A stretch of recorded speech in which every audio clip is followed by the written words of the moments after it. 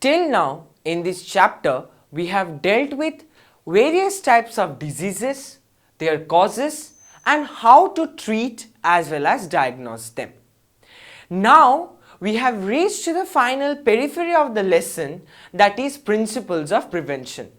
Instead of directly giving the name principles of prevention, I have given the name prevention is better than cure. Yes, it is a very old proverb which says prevention is better than cure, means we should try to prevent the disease rather than to cure them.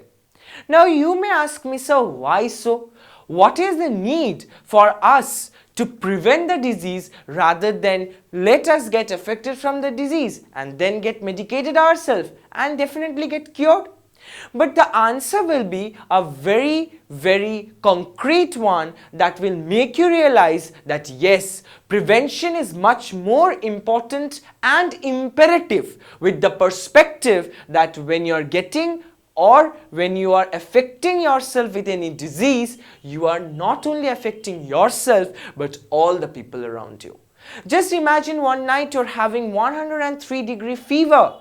You are shivering in cold. Your entire body cannot be touched because of the extreme heat liberated due to the fever. You are coughing. You are not able to sleep. But along with you, it's your parents also who are awake for the entire night, serving you, treating you, and looking after you. Am I right? I think I am. So let us look into three modalities due to which we consider that prevention is more important or more easily accessible than that of getting cured. The first point is person's health badly affected. When you are getting affected with any disease, your health is truly and very badly affected. You are always bedridden. You cannot stay long awake for a longer period of time. You cannot enjoy your life, in one word. So your health is getting affected when you get diseased. So cure is after. First is prevention. Let's see the next one. Source of infection. It means when a person is infected with an infectious disease, we have discussed a lot, then he or she is a paradigm source of infection to all the healthy individual. I mean to say that, say if I'm affected, then all the persons living around me, my home, my community, my neighborhood, even the shopkeeper from whom I'm going to buy the vegetables have the vulnerability that he may get affected from the infection. So if I am not giving importance to prevention, getting disease and then thinking of getting cured, then I am serving as a source of infection. I think I'm clear. The last point is treatment is a time-consuming process. Undoubtedly, you are getting affected today with a disease and it's not tomorrow with a miracle you will get all well. Never. You have to go to a physician, you have to tell your symptoms, tests will go on, blood will be sucked out, medicines will be given, saline will be given, and so on and so on and so on. Means it's a long chain process that will totally make your life a pathetic one. So treatment is a time consuming process. It takes a whole amount of time for an affected person to become totally normal with respect to the disease as well as the treatment concern. So I think these 3 points are substantiative enough to prove that treatment or cure should be next option. First should be our prevention. Means we should try to prevent the disease. Now my dear students, as we have discussed, disease is not a human. Disease is not an object. Disease is not a microorganism. Then what we have to prevent? We have to prevent the source. Am I clear? We have to prevent the source of the disease. Then automatically the disease will be cut off. If we are not trying to eradicate the source, then the disease is always having the tendency to attack the vulnerables, that is, we human beings or any mammals as such. Now, if I talk about prevention, then I have to prevent the source. I can prevent the source in 2 ways. One is in general way and another one is in specific way.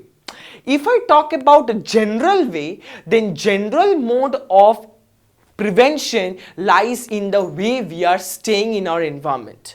I mean to say for example, airborne disease. If we avoid overcrowded places, if we avoid overcrowd, we are avoiding. Say we are avoiding unhygienic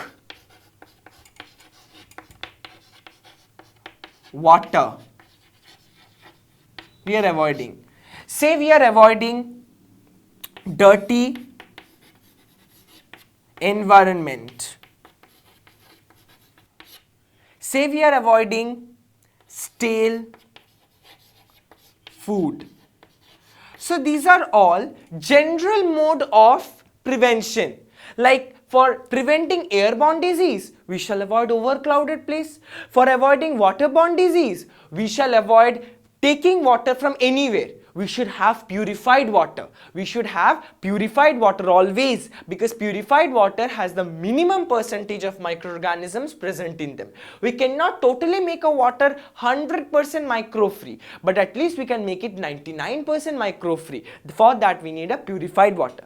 Say for vector-borne disease, we should avoid any place that is dirty. Say for example, place where water is logged. There is a full chance for the birth of female Anopheles mosquito, which is the vector of malaria. I repeat, say you're avoiding waterlogged places, that means you're trying to avoid the birth of female Anopheles mosquito, which is the main vector for malaria. Say you are avoiding places where there is very clumsy areas, means congested with objects, with garbages. There sese fly or any sorts of house flies, which are vectors of many diseases, will not take birth. So we can generally avoid the disease by means of avoiding overcrowded place, by avoiding unhygienic water, by avoiding dirty environment, by not taking stale food, and many more may come out from your mind. Say the second process of, or say the second general way of prevention. For example, it's a crowded bus. We cannot always avoid a crowd, and a person is suffering from cold and cough. We know it's a infectious disease caused by virus. There are 18 people sitting, 18, 1-8. There are 18 people sitting in the bus. Out of those 18 people, 8 gets affected from the cold and cough, because the man is continuously sneezing as well as continuously coughing. So with that sneeze and cough, the microbes is flowing through the salivary droplets. Clear till now? But the 10 rest people are having no effect upon them. The 10 rest people are totally fit and fine even after 1 week, but the rest 8 were badly affected. How come?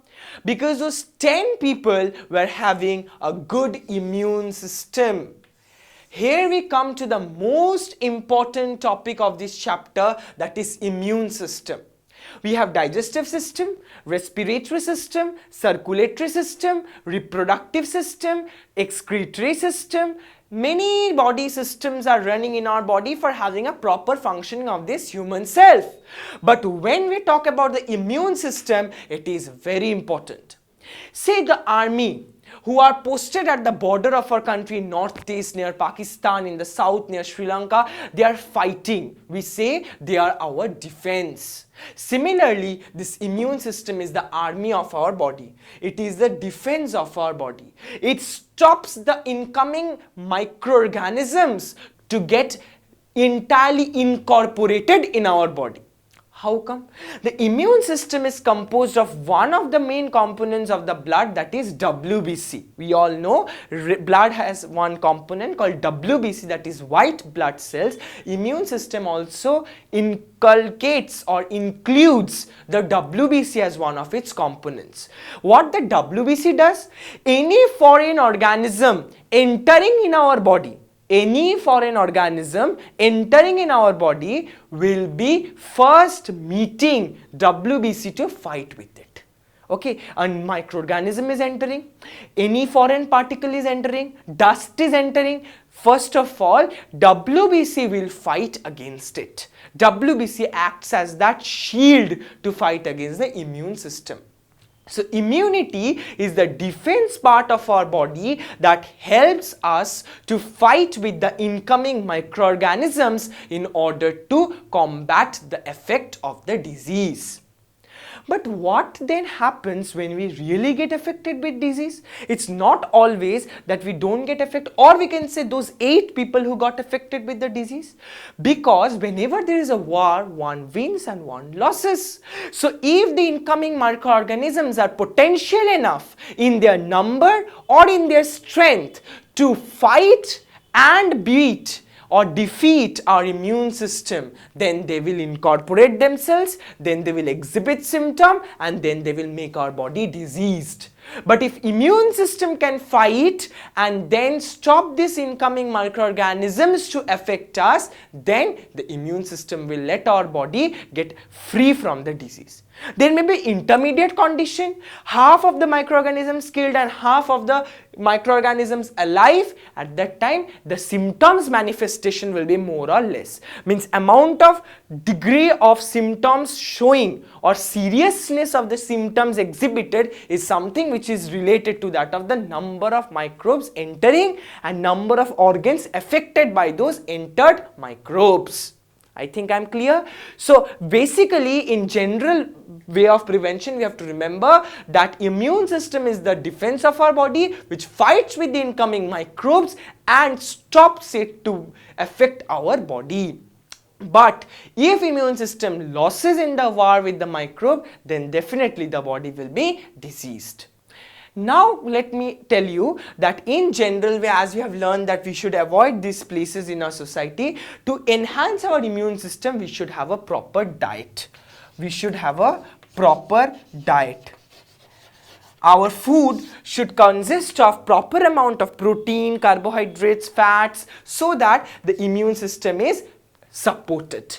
So in general way of prevention, we have learned 2 things. One is having a proper diet to have a good immune system to fight with the incoming disease and to avoid these places in our society. Say I have made a pictorial diagram. Let's see. It is a group of microorganisms. It is entering into the body of a human being. The immune system is fighting with the microorganism, as I have discussed with you right now. Now the immune system has fought, but it lost. That is, the body has been affected by the microbes. That is, now the human being concerned is diseased. I have shown that it's diseased. But after a span of time, with proper treatment, the person has got again healthy. Next time, when that microorganism will try to enter into the body, then there will be no effect of the microbes. Repeat again, group of microorganisms repeating into the human body. Immune system is fighting with those microbes but lost. So human body get diseased. After a proper span of time with a good treatment, the person again becomes healthy. And after it becomes healthy, if the same group of microbes or related tries to again invade our body, immune system will totally defeat it. And the microbes will not be able to manifest any symptom in our body. This concept came when the concept of immunization was introduced. 2 centuries ago, Edward Jenner, one of the very renowned physician of England, saw that smallpox is an epidemic. It was spreading like anything. People were afraid to even talk with each other because of the fear of getting affected with smallpox. But he saw that those milkmaids who used to extract milk from the cows, and those cows were affected from cowpox. It was a disease that affected the cow. Definitely from cow it spread to those milkmaids. Those milkmaids, even after touching the smallpox granules in the body of the affected person, was not having any effect of smallpox in them. Repeat, Edward Jenner saw that those milkmaids who were affected with cowpox some years ago or some months ago, even after touching the smallpox granules of the body of an affected person, were not having any effect of smallpox in them. There he thought that if we can infect our body with the microbes that mimics the real causative microorganism of any disease, that is any microbe that copy the characteristics of the real causative microorganism, then we can fight with the disease, because our immune system is very strong. Our immune system has a very strong memory. It do not allow the entry of that microorganism again in our body once it experiences it. Okay, we are not telling that you directly inject the microorganism of smallpox into the body. What Jenner did, he took one 8-year-old boy, he took the extracts of cowpox granules and injected into the body of that boy. After that, he took some smallpox granules from an affected person and injected into that boy again, and the boy was not affected.